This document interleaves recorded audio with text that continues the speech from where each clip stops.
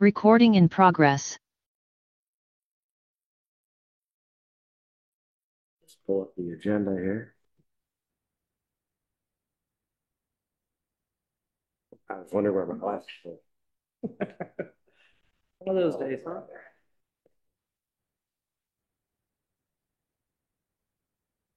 Johnson's on Zoom tonight. I saw that. Yes.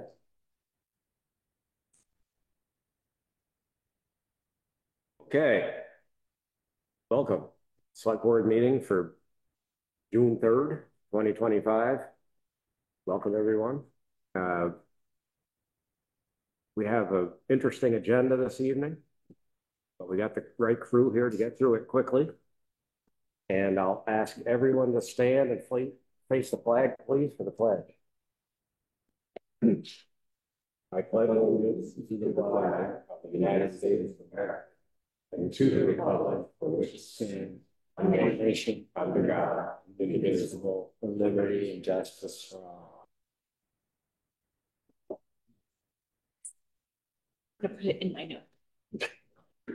Now is the point in the meeting where we open it up for public comments. Anything that has to do with town business that is not on the agenda for this evening, now would be the time to bring it up.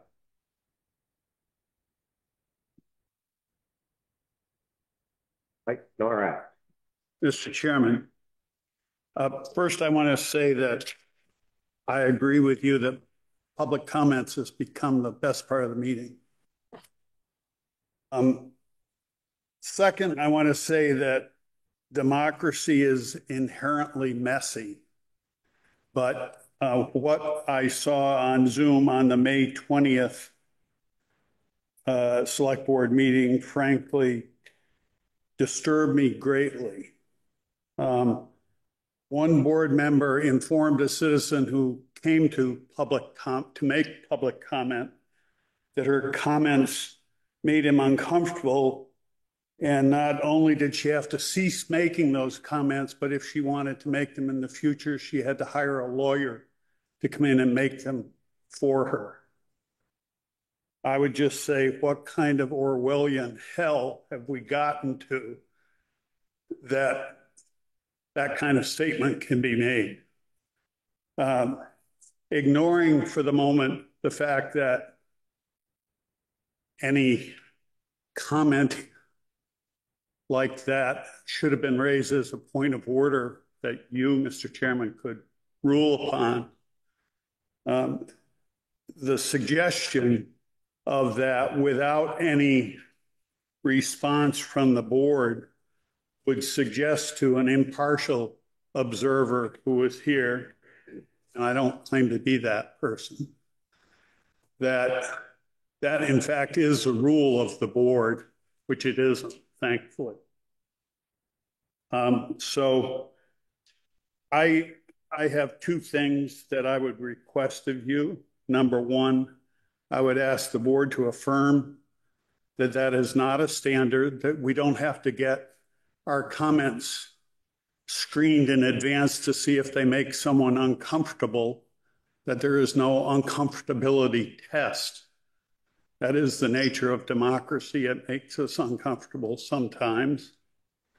And secondly, and maybe I'm out of order on this, but it's the next thing up, the May 20th meeting minutes, draft minutes, contain statements that weren't made at the meeting.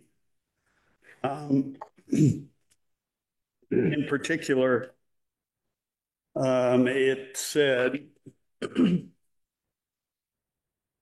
after the speaker publicly disclosed potentially sensitive and defamatory information, the board member stated that he was not comfortable with the information just shared and requested that she refrain from making any similar statements. The board member went on to say that her accusations sounded litigious and is outside the select board's statutory authority. I went back and reviewed the Zoom recording myself. At no time was any mention made by this board member or anyone else that the statements were potentially sensitive or defamatory, nor do I think that should be a criterion by which the board allows public statements to be made. So I think at the very least, the minutes need to delete the information that says that the speaker publicly disclosed potentially sensitive and defamatory information, because that was never discussed. Now, minutes don't need to reflect everything that's spoken. They need to reflect the action that was taken by the board. But to the extent that they do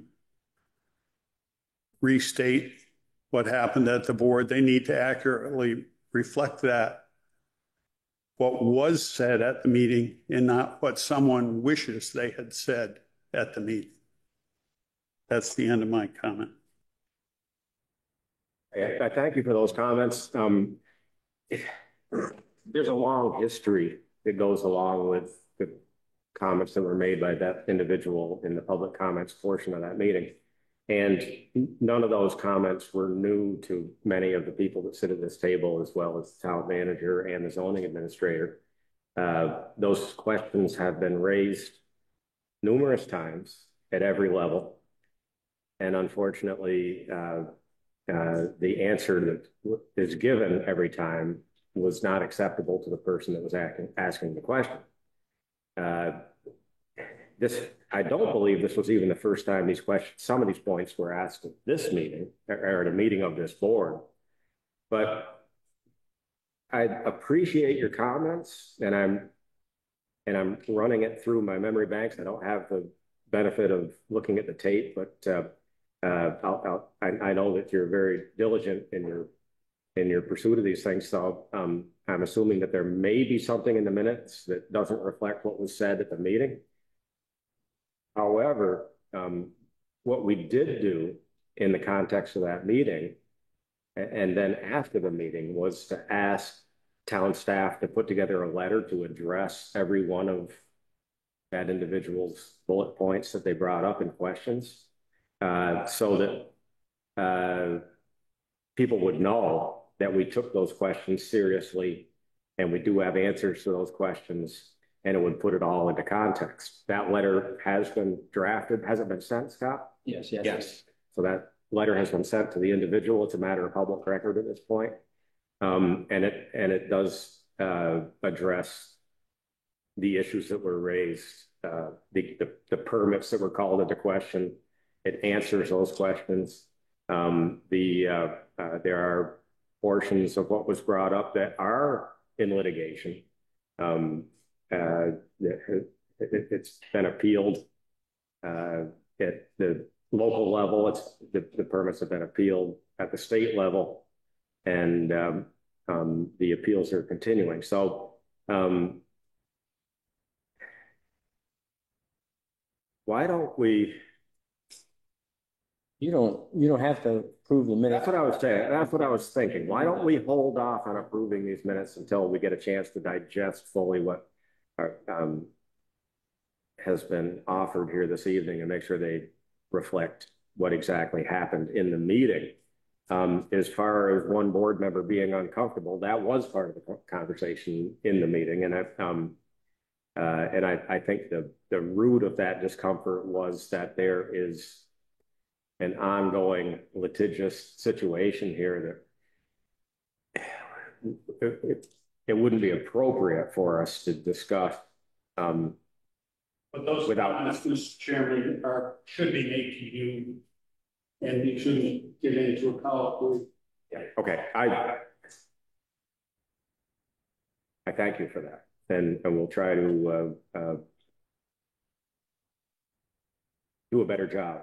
I understand that people can be out of order sometimes, and I'm not saying that the person who spoke was out of order. Yeah, saying that's the way to deal with it. I could have ruled it all out of order because those questions have all been asked and answered in the past, but I thought it better to allow the questions to be asked and the points to be made in the context of the public meeting, and then for us to respond in an appropriate way, addressing the concerns that were raised. I think we've done that, and I hope you get a chance to look at the letter. I would like to look at the letter. I would point out, however, that while some of this goes way back, things were exacerbated by two recent facts, which she brought up. One of which was there were recently issued certificates of compliance. You go to the podium. There were recently issued certificates of compliance that she was complaining about. And secondly, that she had been given advice which is incorrect, which was that the zoning administrator's decision could not be appealed. And that's addressed in the letter. That in fact can be appealed, and that was a misstatement at the meeting. And as far as the certificates of compliance, those were reviewed by the appropriate boards and authorities, and the property was found to be in compliance with their permit, and there were anomalies that were noted at the time because of the configuration and so forth and so on. I don't want to get into a lengthy discussion of it, but the letter addresses it, and the letter addresses your comment that you just made, and it is a public record, so it's available somewhere. We'll make sure that you have access to it. The point of, yeah, I appreciate if Scott could send me a copy of that. The point I was trying to make is that public comment is that one time when the public has a chance to say things. And when we start shutting it off or setting tests for what's acceptable and what's unacceptable, and particularly the idea that you have to have a lawyer come in and speak for you at public comment section, I find that abhorrent, personally. Thank you. Any other public comments? Like I said before, this is turning into the best part of the meeting. If there are none, let me get back to the agenda here. I'll ask for, well, we're not going to approve the minutes from 5:20 because we want to look at that. We do have minutes from 5:27. Make a motion to approve minutes from 5:27. Second. All in favor, say aye. Aye. Aye. And one abstention because I wasn't here, Scott. Okay. Okay, did you get that? What was I'm in the Because I wasn't here. Jonathan voted yes. And then If we have any split votes tonight, we'll have to do a roll call vote. just to get him in? Yep. Okay. Okay. But if it's unanimous, you don't need to. Okay. Is that a split vote? Because I abstained? I don't think it is, no. Okay. We're going to call it unanimous except for one abstention. Do we have any liquor license renewals? We do not. There will be some at the next meeting, though. We have a vending license renewal application. You received in your packet from Everton Brownie, a Jamaican cuisine food truck. He's applied for a Class 1 vendor's license, and basically his size would indicate that he's a Class 2, first of all. The DRB reviewed his application along with several others last month, but they basically had no comment because they didn't have enough information at the time. So we gathered more information, which you have in the packets, more layout and pictures and things along those lines as far as the application goes. So the DRB is actually meeting tomorrow again, and I heard this afternoon that they would like to talk to Mr. Brownie about this. His application expired, like all vending licenses, on December 31st. and he's been in operation since then without a license. We could grant him a temporary license, just so he's legit until the DRB looks at it and comes back with some comments, or you could make a decision on what you have in front of you.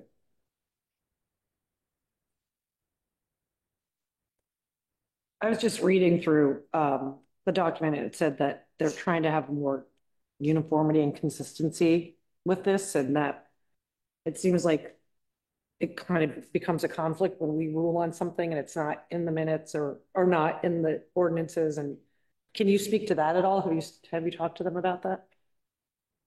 We've talked to the to the owner about that. We haven't talked to the DRB so much about that.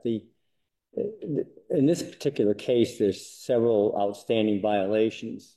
For instance, he runs a generator. That's not allowed.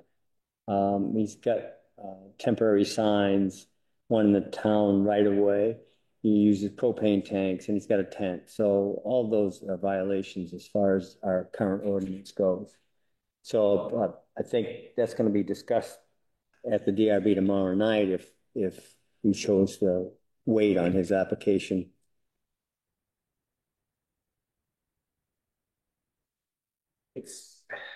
When you look at the photographs, it doesn't appear to be the same as the sketch on the aerial photograph for the parcel, which says there's an 18x7 trailer with a 12x8 addition.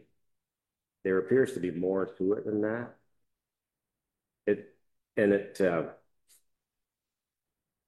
It seems to keep expanding and becoming larger than what we typically would approve as a vendor, with more accommodations. For instance, the generator and the propane tank and all that are large. And it'll be interesting to see what the DRB has to say. On the other hand, I don't think there's anything new now that wasn't there last year. Is that correct? It's been this way a long time. Yeah. Okay. That. I think I would be in favor of approving a temporary approval pending review by the DRB and their report. I don't want to leave them without a permit until they're done doing what they're supposed to do. What would be the best mechanism by which to do that? Well, we don't want to leave them hanging out there too long. I would like, if they're going to talk to them tomorrow, then, like a 30-day would be fine. We could go 60 if you want to protect ourselves in case he's not available for them tomorrow night. Because it seems like it's short notice.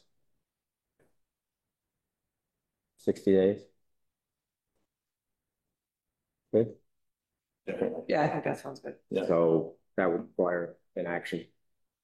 Motion to approve the Jamaican food cart permit for a period of 60 days until the development review board has an opportunity to make a recommendation to the select board. Second. Any discussion? Just for clarification, that's a temporary permit. It's not the permit as requested, right? Correct. Okay. Yes. Very good. All in favor of the motion, say aye. Aye. Aye. Any opposed?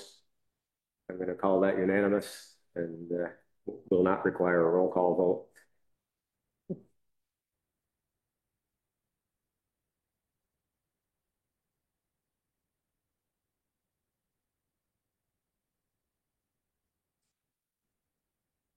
It's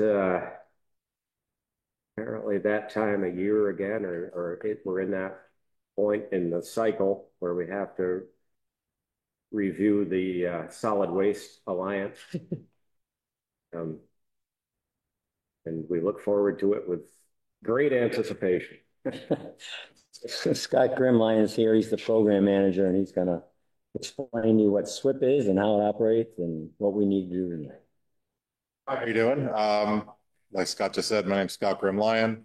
I'm an employee at Bennington County Regional Commission, and at BCRC, I help manage 2 solid waste related programs for the town of Manchester and the project partner and the contractual other town partners that you do. And one of those is the Solid Waste Implementation Plan, which is a group called the Bennington County Solid Waste Alliance. So that's Manchester is one of 13 towns in that case. And then the other one is the Integrated Solid Waste Program, which is the sharing of the resources of the transfer stations in Dorset and Sunderland with residents in a 5-town area. In that case, sharing the cost related to those, to managing and operating the transfer stations. The Solid Waste Implementation Plan is a plan that comes up for review every 5 years. This is a response to a regular update that has to happen to the way we manage and devise our plans based on the Vermont Materials Management Plan. So there was a 2024 update to the Vermont Materials Management Plan, which outlined some new requirements for solid waste districts. This plan is just a basic outline of how we plan to operate over the next 5 years and what our goals and requirements are related to state operations. So the largest part, there are two chief objects here in the plan, and one is community outreach, and then the other one is management of our household hazardous waste facility. There are some additional items in here too, which are about a little community outreach adjacent, but they are about managing websites. They are about providing information to the public. They're about researching and cataloging where the public has opportunities to dispose of various types of waste that are banned from the landfills, and it also involves overseeing and helping manage haulers in the area to make sure that they are compliant with local hauling laws, which include the pay-as-you-throw ordinance, which is basically a requirement that the town of Manchester passed years ago, as well as every other group in this whip, which means you have to charge based upon the volume of waste that you're generating, and then also hauler licensing. So there's a small fee, around $20 a year, that we get haulers to $20 per vehicle per year, haulers that operate within the towns to pay. The solid waste implementation plan is, like I said, it's fairly straightforward. It's based on a template that the state has given all of these solid waste management companies throughout the state, and a lot of it is very formulaic. You know, we put in the population. We have 35,000 people in our service area. Therefore, that means we have to speak to 40 businesses a year. There's a number of school outreach we have to do per year, et cetera, all outlined throughout the plan. The only material differences to the plan this year are there some additional website requirements that we are going to make sure get imposed, get taken care of. Largely that has to do with making sure that there's accessibility features on our website, and then a plan to help work with emergency management professionals in each of our 13 towns over the next couple of years to identify and create sort of post-flood scenario waste management plans. So largely that's going to be identifying a spot where the public can come and take everything that they need to clean out of their basement if, you know, heaven forbid we have some kind of a emergency flooding situation like has happened in the past during Irene or in the upstate areas for the last couple of summers. But that's chiefly how it operates. That's chiefly what's in here. And then again, the community outreach and the other thing is managing the household hazardous waste facility. So there are a number of items that are banned from the landfill statewide. Some of those are people can drop off at RK Miles. You know, people can bring some paint there. They can bring batteries there. They can bring fluorescent bulbs there, a couple of things.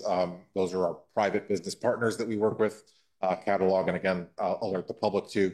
But then we also manage the household hazardous waste collection facility, which last year we collected 30 tons of waste from the public in the form of old paint, pesticides, other flammables, other toxics, other corrosive items that can't go within the into the landfill because of its potential impact on the environment. So we collect those, we recycle when possible, and dispose of or incinerate the other items that need to be disposed of that way. And in that case, we work both with the public. We're open between May and October on Mondays and at the Bennington Transfer Station.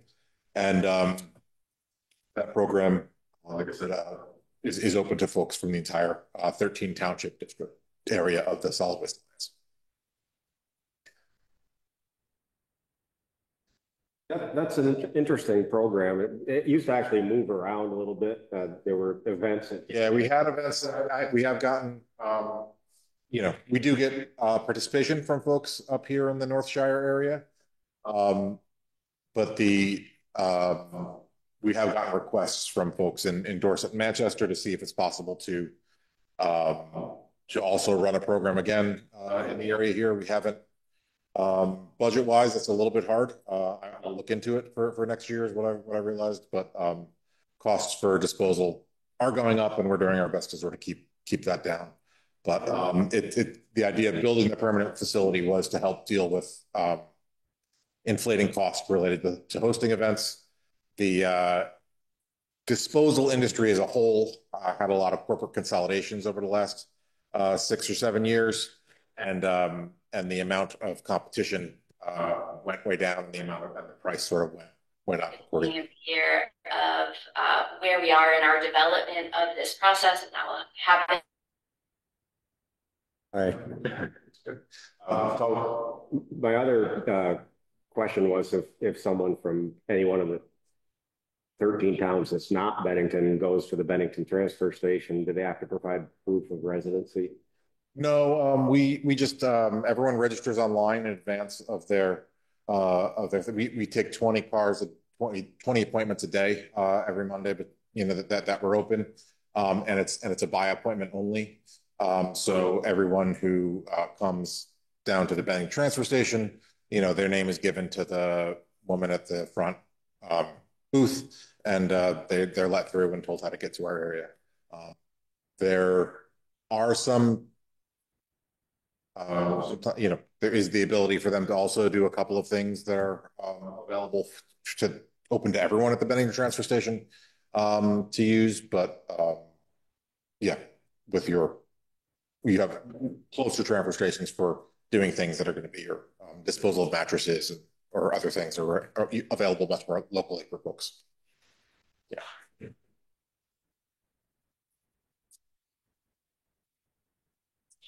Brad, you had a question, not necessarily on the solid waste, but there was something about earlier this year you were asking about trash, local citizens having to pay twice for the trash recovery. Remember that? I wasn't sure exactly where your question was. Okay. I know that today the price went up. There's a fee for use, you know, the transfer station, a sticker fee that you pay for at the transfer station. So, I mean, the iSwap program, folks do, you know, pay for that with their taxes, but then also there's an additional fee. I think it's around $24. But again, not every citizen, you know, uses the dump, so it's a way to sort of it's a way to offset that cost and put a little more burden or a little more of the cost onto the shoulders of people who are using it regularly. That program has done, I mean, that has done pretty good to offset the cost, I think, for the iSwap program. I'm looking to actually, hopefully, we'll see if we can reduce the cost of that in the future. I've identified a potential cost saving for that program now that there's a new licensed food scrap collector at the state operating out of Dorset. So Casella is charging us more than what they advertise on their rates. And as we renegotiate our contract with Casella in the next year or so, we will hopefully be able to save some money in there. I learned today that we're getting a really good price per bag if you take it there yourself and you pay for it compared to Burlington, for example. So you can throw 3 bags for their one here, the price of one. So Burlington also has a, so we do what we can to keep the costs low. Those are being privately managed and contracted with Casella managing them. Burlington manages their own waste, then they also are their own district, so they're kind of their own like authority, or we're a solid waste alliance, so we're just an interlocal contract with towns. But in Chittenden County, their solid waste is a district, so they have additional abilities and authorities just as the district that make them have a lot more capacity to charge things and to create fees and put things the way that I remember it is with our being authority, basically consortium of towns that we put together in this particular system, is that we pay through our taxes, and that helps to keep the costs down for the people that are using it, that are in the system. For instance, the zero sort recycling, we pay for that through our taxes, and that's something that's available to everyone in the community. And I don't believe there's a charge at the transfer station, because you have to buy a sticker. You have to buy a one-time a year annual pass to use the transfer station, and then then actual getting rid of recyclable materials is free. But then any weight, or volume of trash that you're disposing of, you need to pay basically. That was what I was, I think, asking the town manager about earlier in the year, was the tax in the tax bill, and then the permit so the difference is whether the waste is going to be recycled or whether it's bound for the landfill.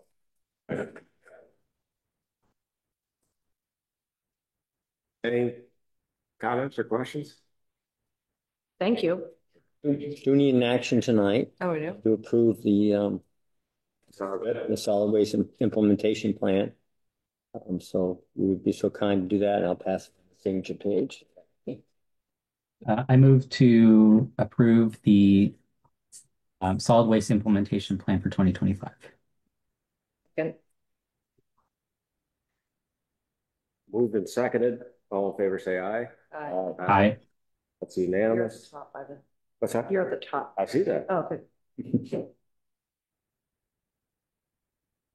just move the sticker.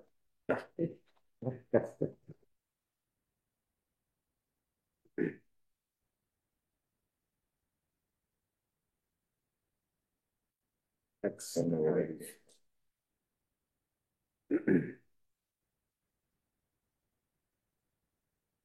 This way? That's the. I'll copy it. Thank you. Thank you, Scott. Thank you. Thank you. Okay, moving right along. Oh,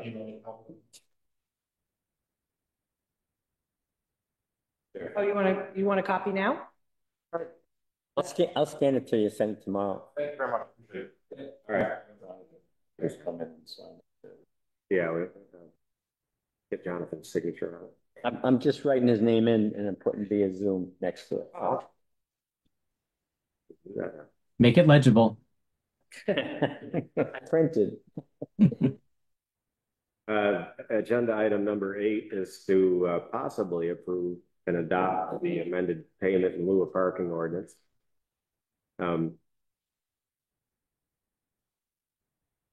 We have the language in front of us, and my question is, this is something that requires the involvement of the select board, but I believe it's part of our zoning or land use ordinance. So if we approve this, does it require a hearing like any other amendment that we make to zoning ordinance. So the hearing is held at, well, first of all, you've addressed this once in previous hearing. Right, and then you kicked it back to the planning commission. Yes. And they've held their hearings. Now it's back to you now. So you can approve it tonight if you choose to. Okay. Making sure the process. Which one is this, Jim? This is the payment in lieu of parking. There's a copy over there, Mike, if you need it, it's at the table. I didn't see, I see that the planning commission voted to remove the language of not less than 15,000 per parking space at their 5/13 meeting. Can you give me any context around that, or I didn't zoom in on that one.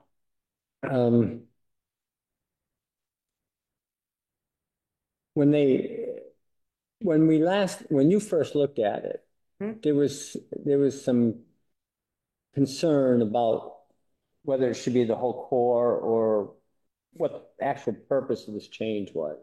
And Ivan had some clear goals that he wanted to see in this. So you guys did not approve it that night, and Ivan communicated to the planning commission what he would like to see included in there. And basically what they were trying to do was, as you can see in the language, is, these buildings that had no other route to go. Yeah.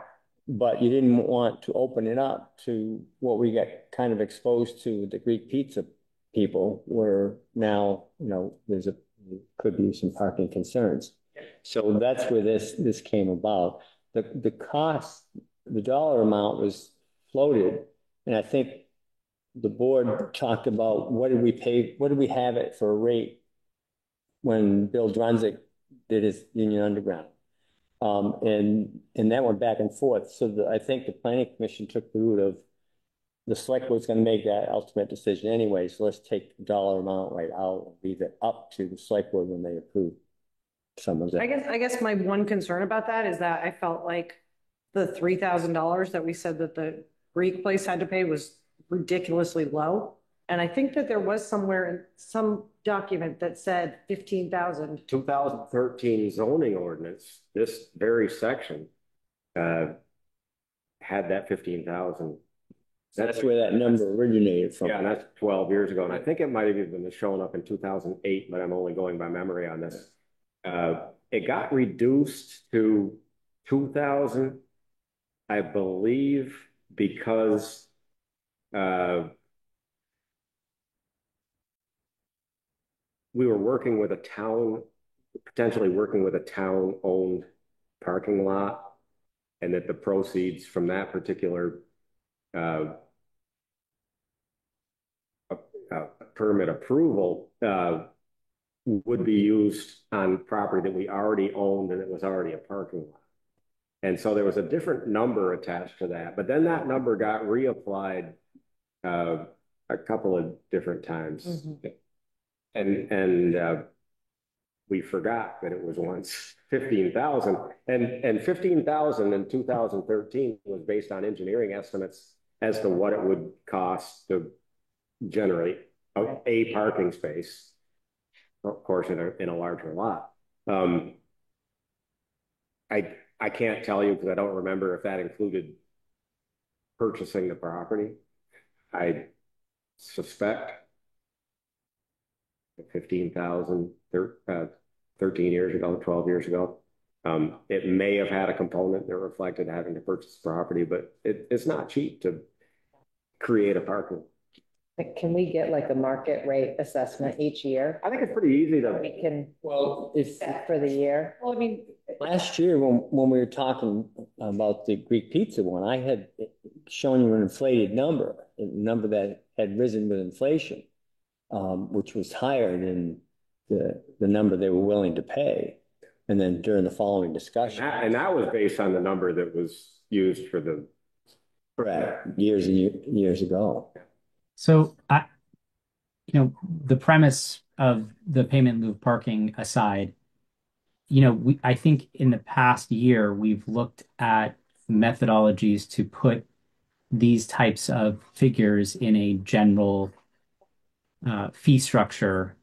Like we approved a couple months ago, we approved like the one sheet or 2 pages that has every fee structure that's associated with doing business, whether it's a permit or anything like this. I think given the fact that changes such as this one require movement on the planning commission and the select board, right? Now, granted, the select board could just go ahead and make a change to it. They do have that power, I believe, right? But in this case, this has gone back and forth several times, right? And I think in a matter of expediency, where we want to make adjustments based on market or whatever the value is, I think if we remove the threshold of the 15,000 like the planning commission did, and we make it part of our fee structure documentation that we approve every year, then we wouldn't have to go back and start, readjusting this system. So, we don't have to say 3,000, right? We just say this is the rate. We approve it as part of our fee structures, and then we reevaluate it next year, so that we're also not missing, right? Because one of the discussion was, well, when did that 2,000 actually disappear? When did the 15,000 actually disappear, right? When did the 2,000 appear?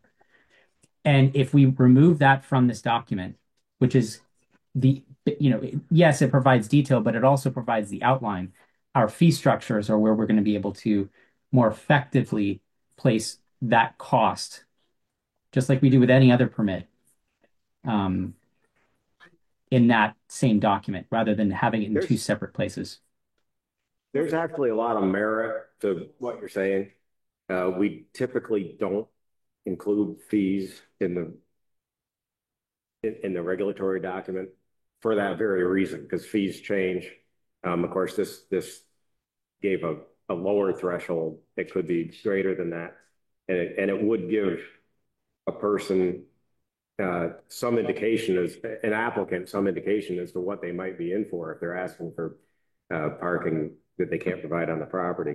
But the expectation is, when we approve these, that at some point the town is going to address the deficit parking. And if we don't charge something that relates to the expense of addressing that shortage, then we're asking the taxpayers to subsidize a developer. So I could go either way. I kind of agree with you, Jonathan, that maybe it doesn't belong in the document. I kind of agree with you, Heidi, that maybe it does. So well, no, I'm not saying that it does or it doesn't. I had a couple of points. First of all, we don't update those fees every year. I don't think we updated them for a decade. So that. But we need to make it a policy that we should do those things, right? Right. So we don't get caught in them. This also doesn't come up every year, so I don't know that. But then I guess the only reason why I like having a ballpark, but it can be in either place, is because the reason why we felt so hamstrung by that situation with the restaurant was because they had gone through a significant amount of work to get to the point where they came to us, and this was like the last little stamp. And if we'd said no, the parking spots are going to cost an additional $200,000, it would have put them in a really difficult situation where they'd already spent a ton of time and money, and they were going off of, I have no idea what they were working from. So I just don't want that situation to happen again, where a developer is working from, well, what did the last people pay? And then that's still the precedent that we have this ridiculously low fee. And so I just don't want that situation to happen again. And then the other thing that I'm not seeing in this document, that maybe it's just assumed, is that the fees go to, I know it says the site plan approval will specify the amount of parking credited as part of the rights attached to the subject property for current and future uses, but it doesn't specifically say that the fees go into a parking fund. So that, I would love to have that clarified as well. If we're gonna codify this thing, and I know no one likes kicking things back, but to me, this still doesn't feel quite right. Is the only piece you're missing right now then is where the money's going? I mean, don't you think that should be in here? That and I mean, we have been putting it in the parking enhancement fund. But it's assumed, but it's not explicit. would that be part of this ordinance or just a policy at the select board level? If you include in the ordinance, it clearly dictates where the money should go. But if that capital fund changes or becomes a joint capital fund with something else, then you got to change this again.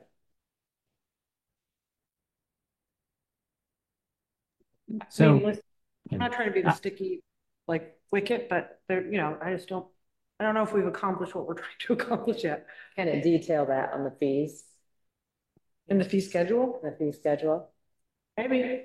Well, sure, we can do anything we want with a fee schedule. The other purpose of why I think keeping the fee out of this document is we also have discussed this in like the town plan, for instance, right? The town plan should be more broad stroke in some areas, right? And leave the finer details in a lot of places to not persuasion of the moment, but you know, I just see a scenario like, for instance, we've kicked this back and forth for several times, right? And if we come to a scenario where all of a sudden, right now, or like in 3 months, there are significant tariffs on tar, right? And we have this amount in here that says, well, minimum is 15,000. Now, granted, it says minimum says 15,000. We could say it's 30,000, right? But I think it's more clear if we set the tone that we could change that with just a regular, like we can set these fees without a two special meetings, right? And sending it back to Based on what I've heard, I'm leaning toward agreeing with the planning commission and not having the fee in the ordinance itself. It should be on a fee schedule that we review on a regular basis. And it should be based on some engineering data that justifies what the fee is. Yes. And it's pretty easy for somebody who's doing this on a regular basis to give you information as to what it would cost to provide parking and what a parking space based on an average type parking lot. Obviously, the bigger the parking lot, the less it costs per space. But Well, can I make a suggestion then? Can we ask to have a review of the fee schedule at next meeting to just make sure that we have it set in stone, that it's so somebody can find it. so somebody can find it, so that it's not the $3,000 precedent that we set just this year with something that was just way too low. Because I don't want to get ourselves back into that situation. So you have a question? Yeah, Mike.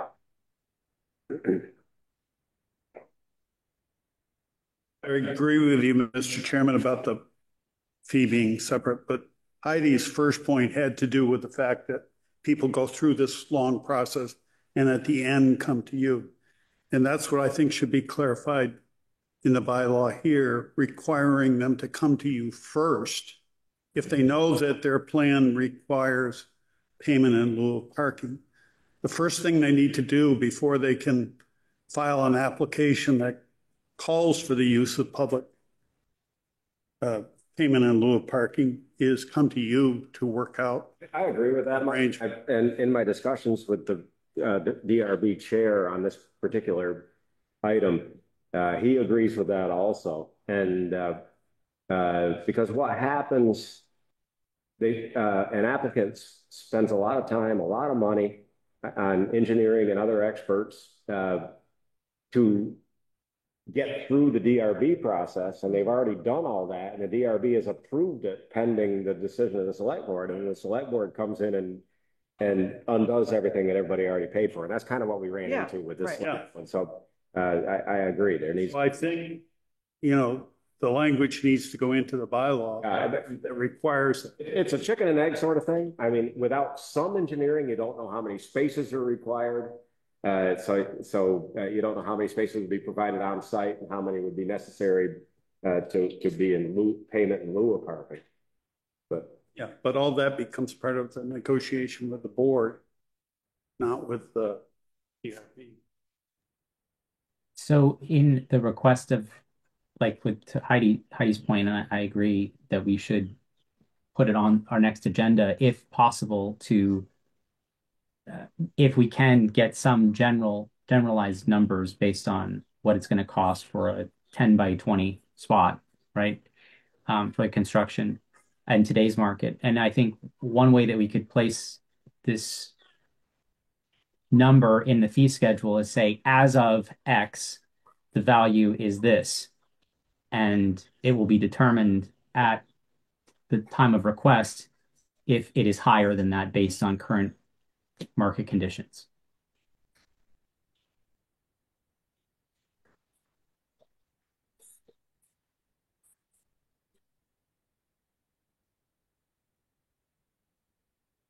Was that a stunning statement? Silence. Heidi was writing herself some notes based on what you said. So I think we're kind of coming around to consensus on this. So, I think we can probably approve it. Can we? And follow up with a fee schedule. I mean, there's no secret that the board is talking about a minimum of 15,000 per. I'm not stuck on that so much. I'm stuck on a little bit of like where the money goes. Well, A, where the money goes, it's not clearly defined, and B, what Mike said about there being something that's articulated in here about coordination, at least between the two boards, so that it doesn't happen again, where it comes to us in a way that it felt almost like we couldn't say no. So I would love to like at least have an agreement or something that mitigates that. Okay, go ahead. So the way I read this, the Development Review Board is going to approve the payment in lieu of parking, and the applicant will have seen the fee structure as proposed, right, by Jonathan, and yeah. It doesn't necessarily have to come back to us for the final say. It does though, because they came to us after the whole process. That was right. That was to set the rate. I'm not sure that that's what this said. Why does it say the Development Review Board may approve a payment in lieu of parking? Because the ordinance as written said that the fee would be determined by the select board. Yeah, but we would determine the fee, and it would be placed on a fee schedule. Why would, after that's been done and they know how much the fee is, why does it have to be approved by the Development Review Board and then come back to us to be approved by us? Yeah, Greg's saying if there's a set fee and it's a known fee for the developer, then why are they coming to the? Well, why do they have to come back? But so I guess then it goes to. Typically, I mean, I think we all aspirationally would want to have an updated fee, but what if it's an old number? What if we just didn't get to it? And then it's like another scenario. We have to get to it annually. One of the interesting things that happened in this particular application that we did review recently was that we got drawn into a discussion about how many parking spaces could be bicycle. Could be bicycle racks. It was like they had 14 places. There were like 100 bicycle racks eliminated, and that actually got changed at this level, which is really not our purview or authority. It was just kind of an interesting convolution of the process. So I think based on what Greg articulated and what I hear Heidi saying, and I think that based on how I articulated in saying, we're going to have a fee that is comfortable for the board, hopefully on the next agenda, right? And if someone goes to the DRB the week after that meeting and says, here's my project, and I know that I'm potentially in deficit 10 parking spaces, right? The problem with the prior situation is that there was an assumption of what the number was. We will have There's a approved moratorium, a right? fee. We have a We moratorium. do have a moratorium. There's no, we can't, no one's allowed to do that right now. Sure. Regardless of whether there's a moratorium, we have approved, let's say we approved this tonight, as stated, and then we have the fee on our fee schedule in 2 weeks. Which do those take effect immediately, Scott, when we approve those? Or is there a delay on that? I would recommend, I would say there's a delay because you're talking about a substantial amount of money here. In the past, when we're talking about raising a recreation park fee for $10 more, we kind of put it in effect right away. Okay.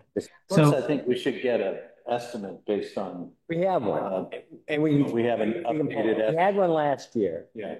Yeah. So then why can't we say the fee We will can be get it. ultimately, why can't we say the fee will be based on the price of building a spot at that time? Why does it have to be ultimately set by the select board? Doesn't have to be. Like why? Like you said. It is set by the select board. But Because the DRB can't do anything that has to do with financials. It's set by the select board, and it's if we have it in a fee schedule, then that's what it is.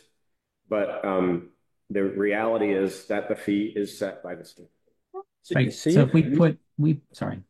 You can put a set fee as of, like Heidi said, or Jonathan said, as of a certain date, as of July 1st, this is the fee, but it's subject to change. Right. And then we just then let's do check that. with the engineers and how much does it cost to build a park. I think that's the best route forward. At the very Yeah. least, there should be an escalator, per year based on. You never know, though. Prices of energy have gone Prices down. of things go. They've gone down a lot Yeah. this year. I mean, so you don't know that it's always up. Okay. What are we gonna do? I'd like to, I'm gonna suggest that we adopt it. I'm in favor. And do what Jonathan said, and also I think include in the fee schedule where the money goes, as Heidi has suggested. So it could be called the parking mitigation fund Which exists. fee. Right. The We have money in it. parking mitigation fund fee and Fund. That account exists and it has money in it. Yes. I think it has about 37,000. And then say based on the price of blah, blah, blah, blah. Yeah. Engineering. Yeah. So they're not gonna have to come to you then? it doesn't say it in the ordinance that's been proposed. It says the development review board may approve a payment in lieu of parking. It doesn't say anything about and afterward go back to the select. I understand it. I thought the board wanted to make a decision before people went through the whole process. Well, they'll be able to see what the fee is, and the DRB will be able to indicate yes or no as to whether or not they can get their parking. Therefore, I don't think there's one fee that can apply to all situations. well, this fee only applies to one. One end of the town, the cost of land to provide parking there is different than if you're in the other end of it. That's why I think the board has to consider each case. I actually, want to expand on that too. There's a lot of it is not intended as simply as an easy way out for developers to avoid construction facilities. So who's determining that? Is development? The DRB. So, I mean, I guess, I don't know. I'm having a hard time with this one. Sorry. So if you had a standard, if there is such a thing, development, and the developer had a dollar amount already in our fee structure, and we told him what the current dollar amount was, he could build that into his projection. He makes an application to the DRB, goes to the DRB, they approve it, give him permit conditions, and he's off and running. So the select board would never have to address that. Is that what you want? You just said, can there be a variance? In other words, 16,000 in town a year, which 8,000. Is there a variance application? They could appeal to this level. Under the scenario that Scott was provided, Oh. no. There would be, and it wouldn't accommodate what Mike just brought up about each particular application having its own nuances that might make it more or less expensive to provide those spaces. So, But there's development in one in town versus the crowded. I think that's why the cost is just an average, because the cost that we're collecting, the payment, is going to be used to build more parking somewhere. There's no this and that end of the, it's just a number that we come up with that covers all. It could be the average of any one end of town versus the other, or whatever that is. I mean, when you get upwards of, $15,000, $20,000 a spot, the question it's better than 3. is whether the select board needs to be involved in that part of the conversation, or if we're going to let the DRB handle it. You do have a limited space. I mean, look at the mapping. There's not a ton of difference between a certain zone, and you're not going beyond those. You have 3 zones: the town center, the downtown, and the mixed use one. And outside of that, it wouldn't be. If we wanted to build a parking garage, the price would be higher. If we had to do 3 floors, probably cheaper. Small space. I don't know. So, I mean, just have to come up with a number. I remember when this was initially just about getting the pavement and move parking back into the town core. That was our initial problem.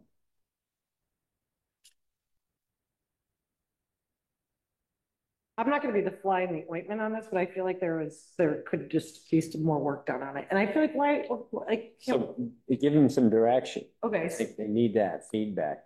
I mean, I guess my suggestion would be to figure out a way that there's stuff in here that's very subjective. So how do you, who's the ultimate person that's deciding that? And the fee thing, I think that Jonathan's solution totally works, and it's just that the onus is on us to make sure that it's relatively current. And we tend to have not updated fees for decades. I'm going to disagree with you on that point, just for a moment. I hate to interrupt your thought process. That's all right. But we reviewed and changed park fees last year. We did the vending license fees a couple months ago, and we did the cemetery fees about 18 months ago. But we hadn't done it for a very long time. We hadn't, in this one particular, because it's not on a fee schedule. Yeah. So it had been a long time. So I think we could certainly look at it annually, but not necessarily adjust it. We could have a fee review. Yeah. It might go down the agenda. Well, I was actually going to say, I mean, we review the select board rules. We review and we just reviewed and approved the solid waste implementation plan, right? If these are things we can do on an annual basis, I mean, specifically with enough time to plan for budgeting in the fall, right? When we need to get to next year's budget numbers, how that's going to fit in. I mean, let's make this part of our routine. Every year we reevaluate where these are. It might be, tedious, but it's something that we have to do in order to maintain efficiency.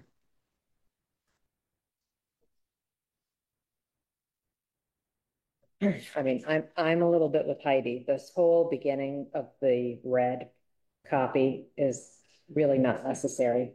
It could kind of start with the Development Review Board, where it's the black print. Development Review Board may approve a payment in lieu of parking for some or all the required on-site parking for proposed land development within the town core. And then it could say, it is not intended to be used in the case of total demolition. Like if you wanted to put in some point about demolition and redevelopment of one or more commercial parcels. And then in accordance with 1, 2, 3, and somewhere in there, it needs to say, based on fee schedule. And if you wanted to add, and that is, the fees are deposited into the parking fund. Yeah, you could say something like parking mitigation fund or similar capital account, something. It just is a little wordy. I mean, the whole. I don't know. I would keep limited amounts on my insistence. And the reason was that the Development Review Board in its entirety had changed members quite a bit, yeah. And they weren't familiar with the reason for the payment in lieu of parking, and received a permit where they took existing structures, knocked them down, started with a new parcel, and built a building that was too big and then needed parking. That's not the intent. So we needed to make it clear that that was never the intent. The intent was for existing structures that would not be able to gain approval for any kind of use consistent with where they are because they don't have the land to provide parking. When you think of Main Street, I mean, that's what this was all designed for. There's no way any of those parcels can provide the parking to have any kind of use in those buildings. If somebody came in and knocked all those buildings down, they're starting from square one.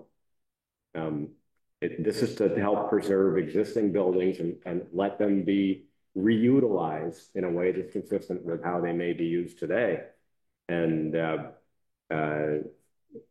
that whole red language was triggered by this application where they leveled everything and then built something that was too big for the parcel and wanted us to bail them out. The red language needs to be stronger, not just an intent, but a requirement. I agree. Yes. If it's going to be there, it's got to be written differently. It is vague too. Heidi said that too. It needs to be bullet points or something. I don't know. It's just, it rambles a bit. Okay. So,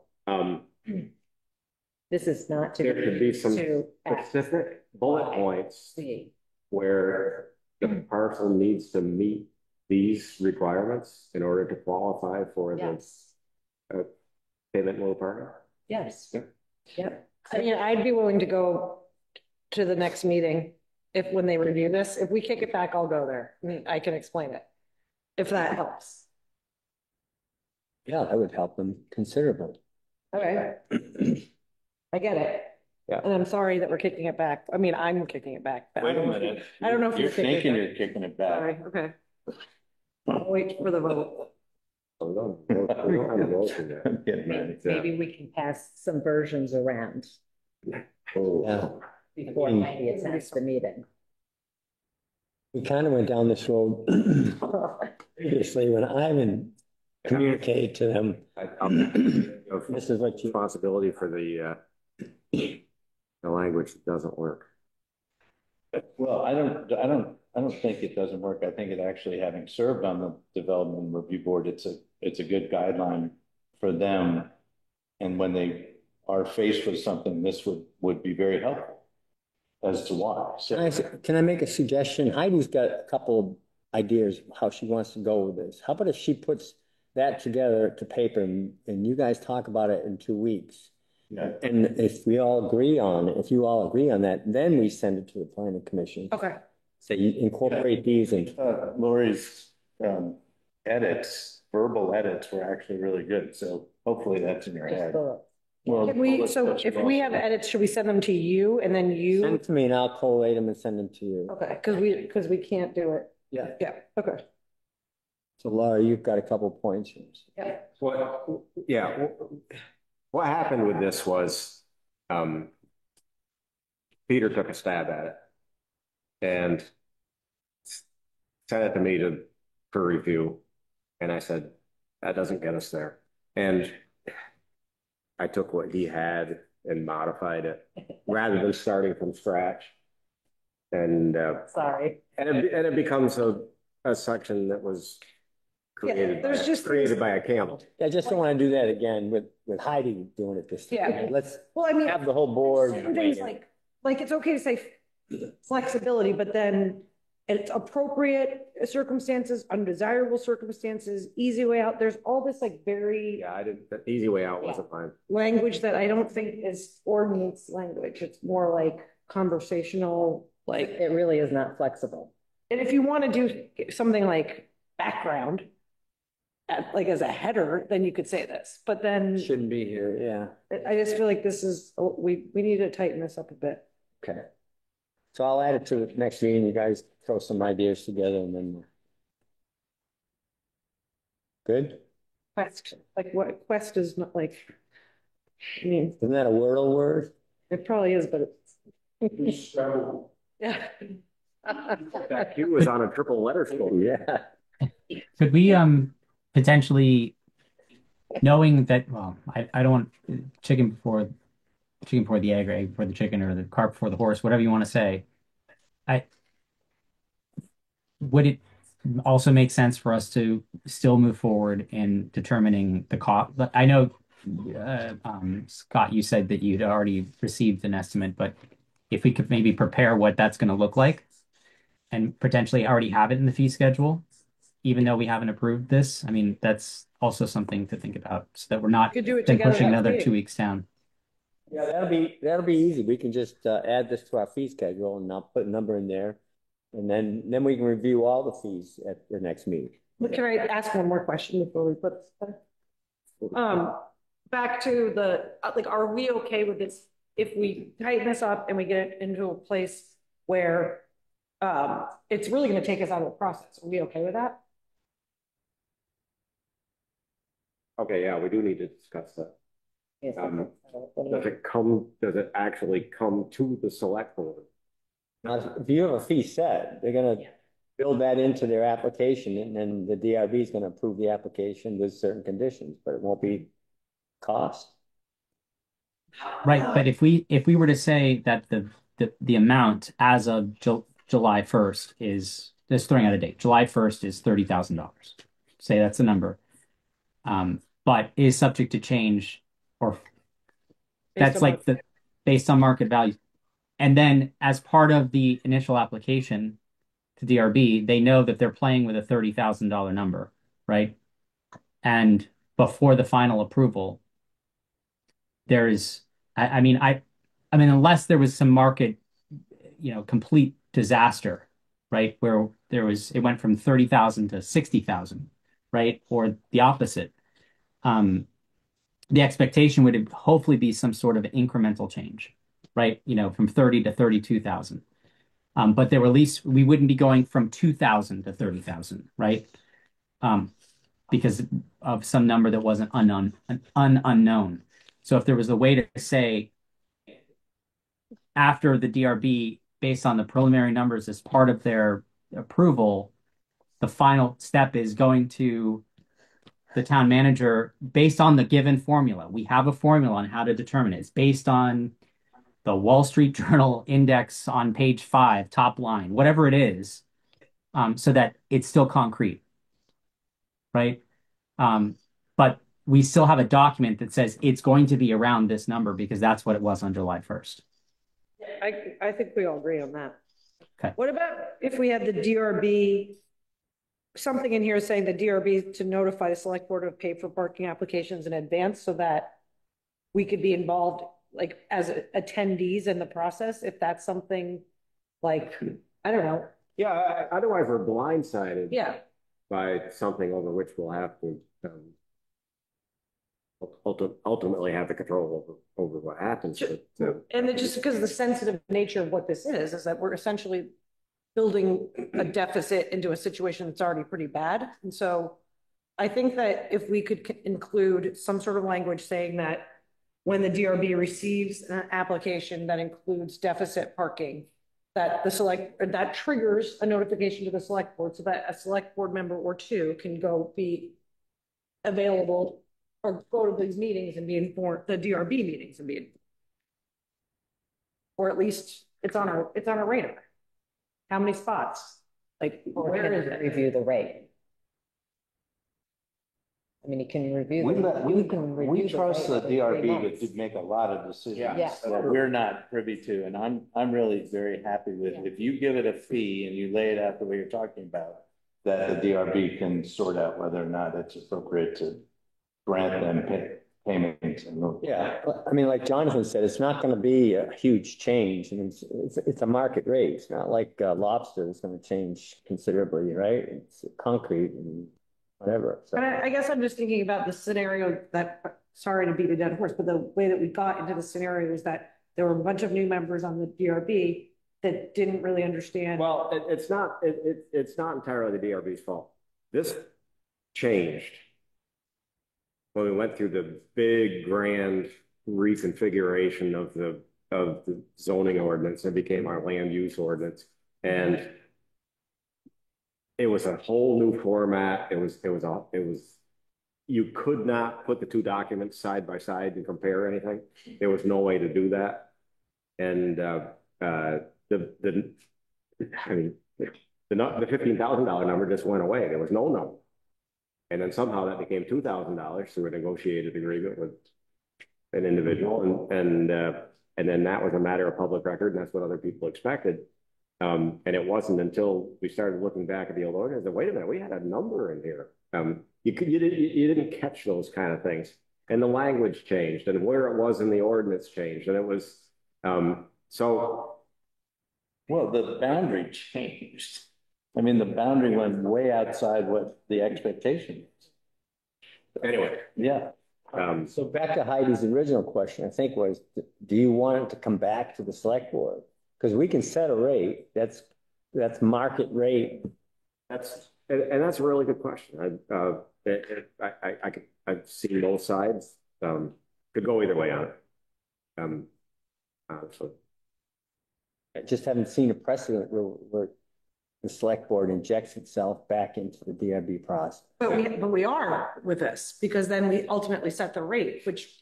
But it's just like a rec park rate. You're setting it now, and then the process works. They can make a decision based on what our rate is. And the applicant doesn't go through this several $100,000 process. Like Jonathan said, it's $30,000 as of July 1st. Call the manager's office for today's rate. Yeah, there you go. Yeah. So then theoretically, let's say we went back in time to that meeting and they came and they said, we need 30 spots at $3,000 each. And we said, oh, sorry, we haven't updated the rate recently. They're gonna actually be. Well, that's what happened. 18,000. Yeah. That would have been the end of the project. Yeah. And that would have been catastrophic. Yeah.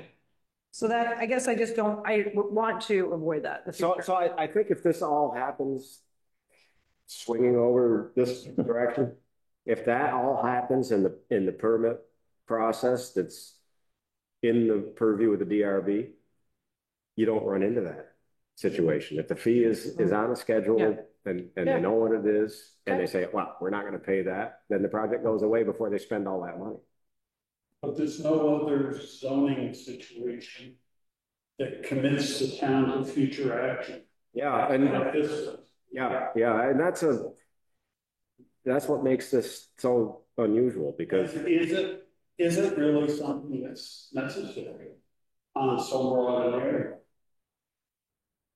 There is ability in the ordinance to come up to a parking agreement with your neighbors, but aren't what you're really encouraging by this is overdevelopment of parks. No, because it doesn't apply to overdevelopment. It applies to existing structures. Well, the time limit of historic significance. So this doesn't. That's right. But that was the intent. Yeah. Oh, I agree with you on that. But I'm saying something along these lines. Sole purpose is to allow greater development within a wide area of the town, which commits the town. The only reason that the area got expanded was that the comment was made that there may be a historic structure that sits on a lot outside of the confines of the downtown that could be utilized if they could take advantage of this particular approach. So there may not be a lot of structures without doing an inventory that would even qualify outside of the downtown itself. It was really designed for the downtown. It was designed for that, but as written, yeah, no, I'm not disagreeing with you. It allows additions to those structures, which will use up space that would otherwise be available for. If we look at, let's say,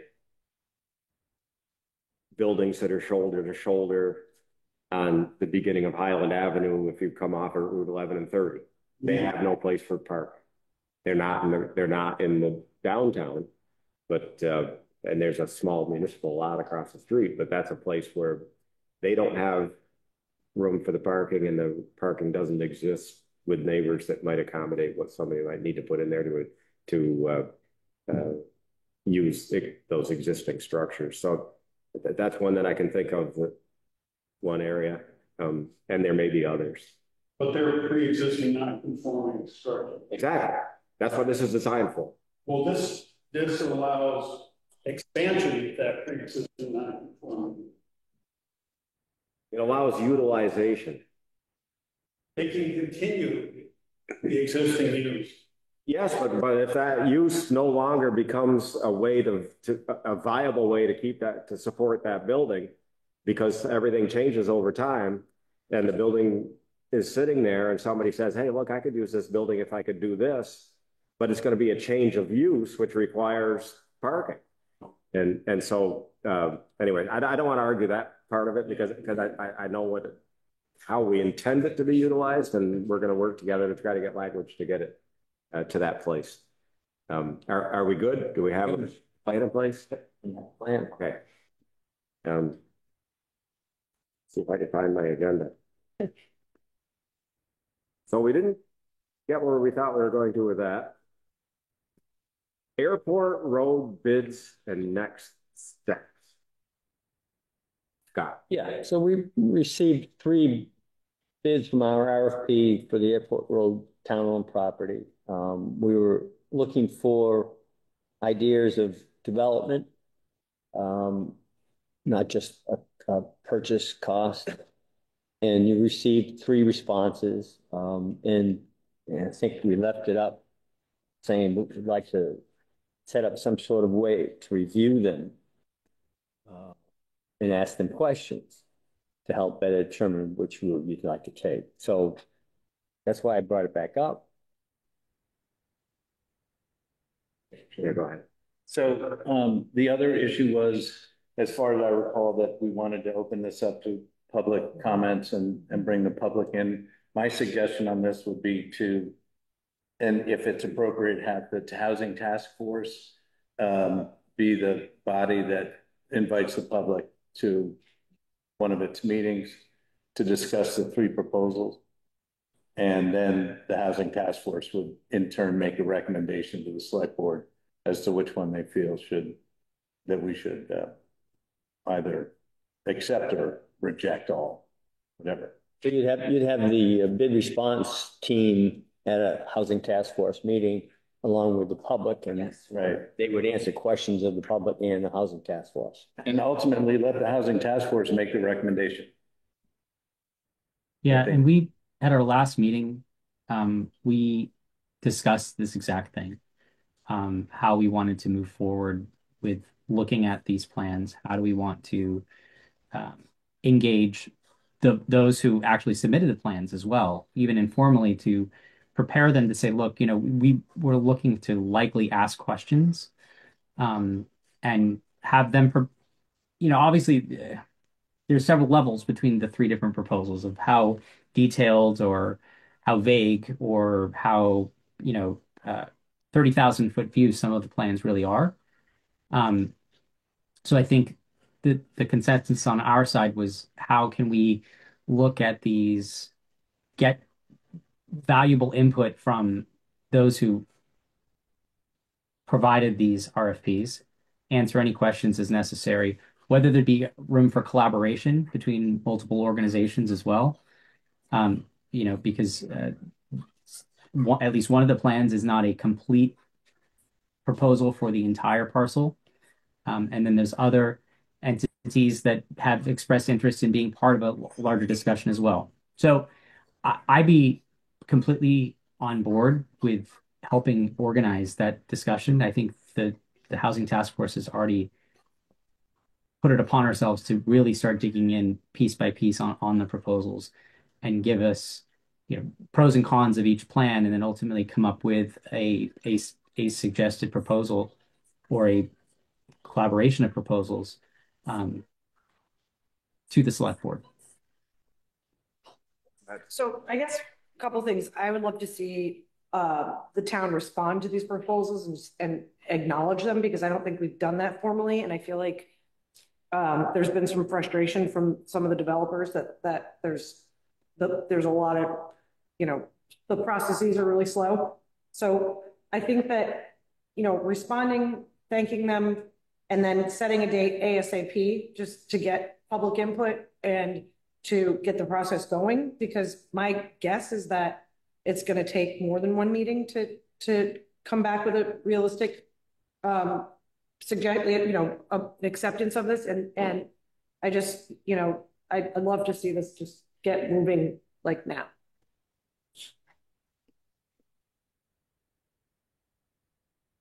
So we had planned, I agree with if there hasn't been a notification formal that we received the proposal, I think that's good. But our next meeting for the Housing Task Force is scheduled for the 19th of June. That may be, these meetings with the Housing Task Force for input, we're not making any binding decisions or anything like that. So we don't have that power. So a normal warning would be fine for that meeting. Is that accurate? Well, but I think we're having this would be a special meeting. This would be a meeting that you Sure. guys could, run the meeting, but this would be a special meeting for input and inviting the three people that made the proposals, and then the interested party as well. But like that, Right. that we could warn in 2 weeks, right? Yeah, this is an advisory committee in the first place, so they're making the recommendation anyways. It's just, we could set that up. So can we just look at the calendar and pick a date? Well, I think the Housing Task Force should do that. Well, they're here. Can you put on a different hat? One of them is here, right? I just proposed a holiday. It was a holiday. I've set the 19th. Yeah, 19th a Thursday. Yeah, it's a holiday. 19th holiday. Oh, Juneteenth. Yeah. Yeah.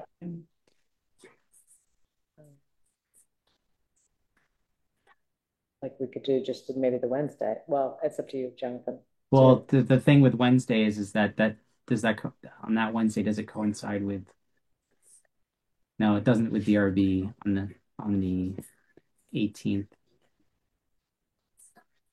How about can we reach out to the three developers, tell them that we're interested in setting up a meeting and propose a few dates in the next month? And then that was what I was actually planning on doing prior to our 19th meeting. Our 19th meeting, we had planned on how we're going to dissect and discuss and what are we looking for, the main points to prepare for someone coming in and discussing. So Jonathan, if you can give me some dates from the Housing Task Force, I will incorporate that in the letter that's going out to them all. Okay, I will get that. I will pull some of them together with the group because I know, everyone's going to want to be involved in that. This is a big discussion, so. But it won't be the only discussion, so that's why it doesn't have to be perfect. It just has to happen. Okay. Then we'll be moving this forward then. Maybe a couple of hearings. Definitely. Yeah. And it's a major thing, but we can't. It's tricky when the task force only meets once a month. And then, so it's like the scheduling just gets kicked out, and just. But what's Well, more here's the thing, important on though. your plate, you know? Yeah. So, but here's the thing is that when we first started a year ago, we were meeting every 3 weeks, right? I think for the first couple months, we met for every 2 weeks. As things, we found that there was more time for us to, expand on something. 2 weeks was too soon, or 3 weeks was too soon. So I think if we have something as valuable as this, we're not going to just stick to a once a month schedule. If we need to move to every 2 weeks, then we're going to do that. Okay, that's good. Perfect. Okay, all set on that? And the next item is the town manger. And we're gonna leave it that way. Is that the second one? Yeah, yeah. Spell check doesn't work. All right, so Bonnet Street, I just want to update you on the Bonnet Street situation because we did review it with the several people that came to the meeting. We've installed more signs. We've ordered mid-road displays, traffic and commerce, and they'll be installed as soon as we have them. We've increased the police presence, and we've also asked BCRC to do some more road data verification. And in fact, I got it in yesterday. I just didn't have a chance to disseminate it to you yet. And basically, I think it confirms what we looked at before. It's a little bit higher, but it's again, he took it closer to the 40-mile-an-hour limit as you approach the bridge. So he's 2 telephone poles away from that at that point. So people leaving town basically see the 40 and they're starting to accelerate towards that. But it's not. I'll send it to you. It's not extraordinary. So, anyways, that's an update. I just didn't want to leave it hanging out there. Good job. Thank you for Addressing that. Yeah. Town-owned property. We have a piece of property in Witherell Lane in the village, and we've had an inquiry about would we be willing to sell it. And so I just thought I'd ask you for feedback. Should we put a parking lot there? We asked Eric about it, Eric Sevens, because he put some sort of tailings or something in there. It was part of the water company. It came with the water company. That's why he's okay.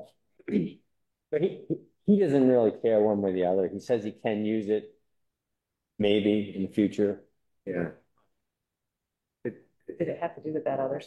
Well, One that we sold. the whole one back when the Hazes owned this, when the Marstons owned the water company, it was fed by springs on the mountains, and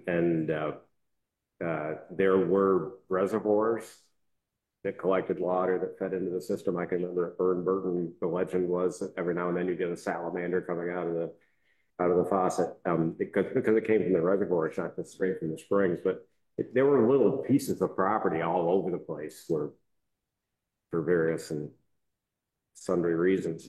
And when we purchased the water company, we got some of those with it. I can't remember exactly what that particular piece was. Okay.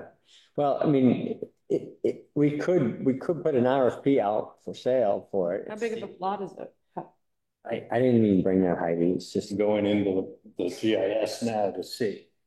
I'm trying to, so keep talking. Okay. Maybe you'll get it, maybe you won't. well, the point is you don't have to accept any offer anyway.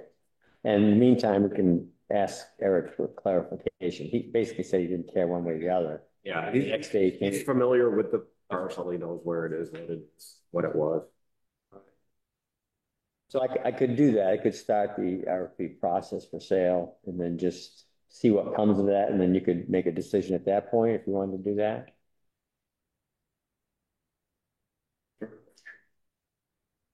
I mean, why not?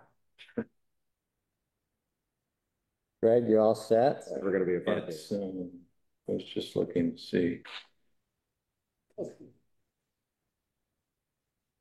Maybe it's this. No.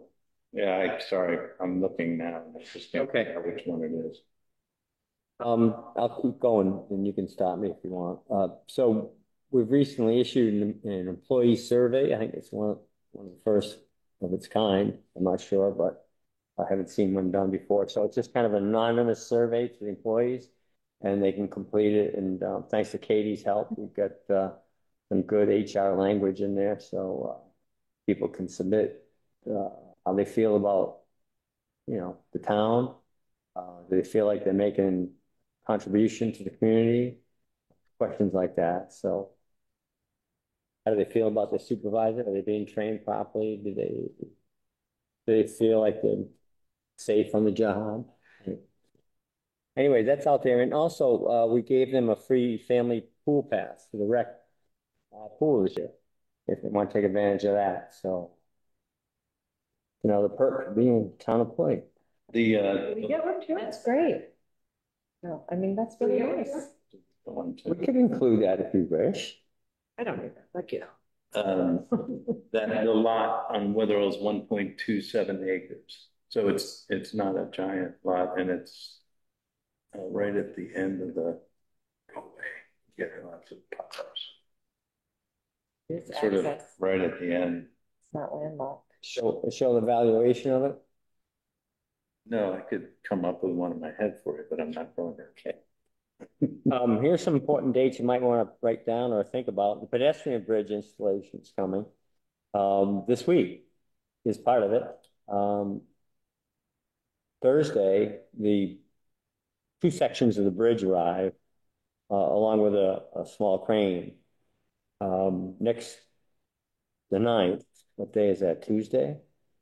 The large crane arrives, and on the 10th in the morning, there'll be the setting of the bridge, which we're not encouraging people to come and watch this.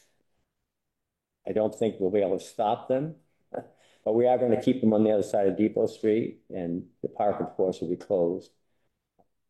So it may be a spectacular rubbernecking opportunity. Yeah. GNet can be there, live streaming. There you go. You did hear that. I mean, I know Bill spoke to this, but do we feel we're still on track? Schedule wise? Okay. Jonathan, the 28th of June is still a tentative date for the bridge dedication. And so the select board will be invited to that, and Ivan might be asked to say a few words. So. Will we get hard hats? No, the bridge will be in place. We'll be cutting the river like we did on Green Mountain Road. Yeah, but hard hats are great. When we build some in Airport Road, you're gonna have a hard hat. Got a hard hat for the Function Junction. Yeah. Roundabout improvement, and for the Hampton Inn, I have a Hampton Inn hard hat. I think for the ribbon cutting. I don't need another hard hat. All the perks of all this work. The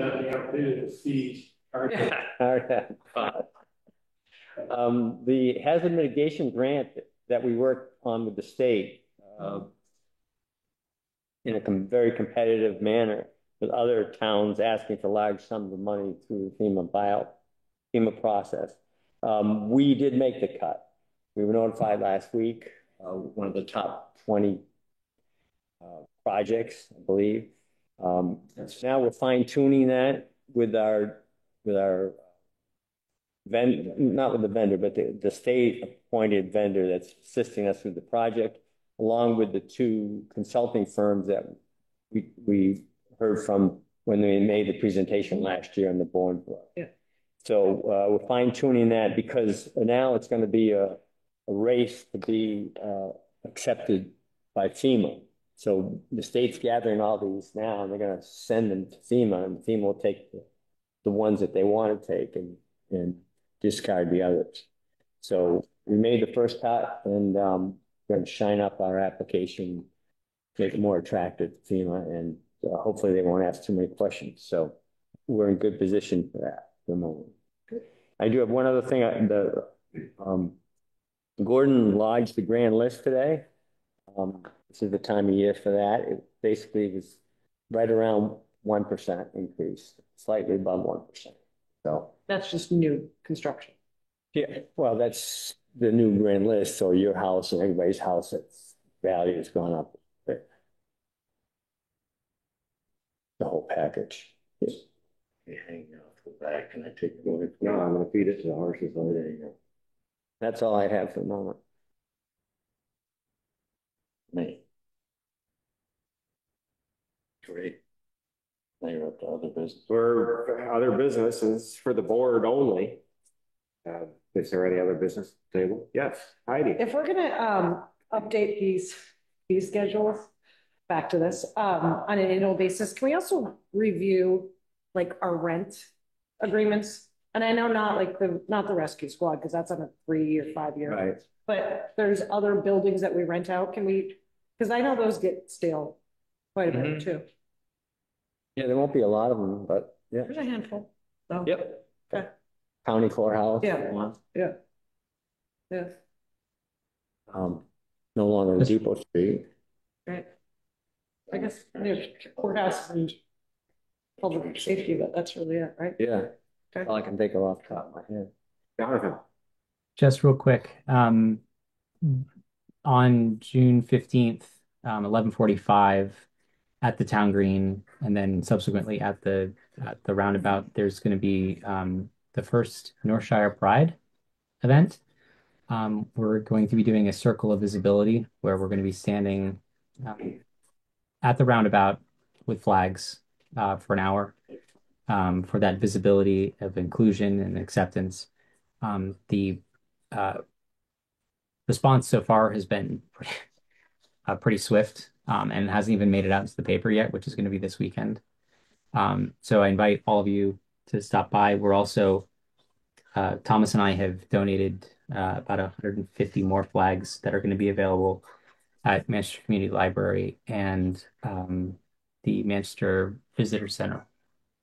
So feel free to stop by and pick one up. Jonathan, did you say town green first? We're just stopping just to like gather, and then we're gonna all walk over together. Okay, because other than the sidewalk, it may be closed. Yeah, we're not Okay. we're not going to be in there. It's just more of a place to gather so that we all walk out together.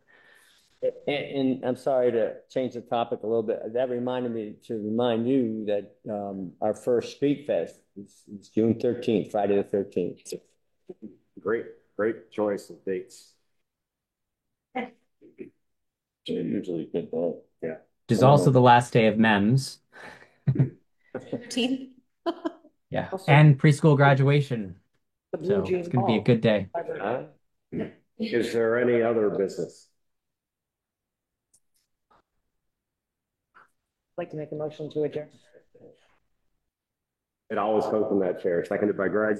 All in favor, say aye. Aye. We are Aye. adjourned. Our next meeting, Greg. Greg. Scott's. Weeks from tonight. Whatever that is. That's correct. The June 17th. Yes, thank you.